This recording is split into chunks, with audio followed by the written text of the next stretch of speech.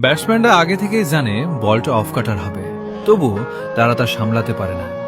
Cricket বিশ্বের সেরা ব্যাটারদের জন্য মুস্তাফিজুর রহমান এক অমীমাংসিত রহস্য। কেন এই বাঁহাতি পেসারের বল মোকাবিলা করা আজও বিশ্বের অন্যতম কঠিন চ্যালেঞ্জ?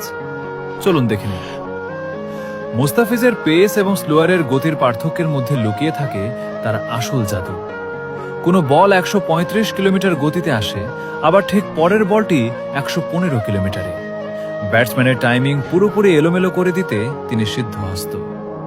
কাটারগুলো পিছে পড়ে যেভাবে টার্ন করে তা যেন অদৃশ্য কোনো শক্তির খেলা। সময় বদলেছে, মুস্তাফিজও নিজেকে বদলেছেন।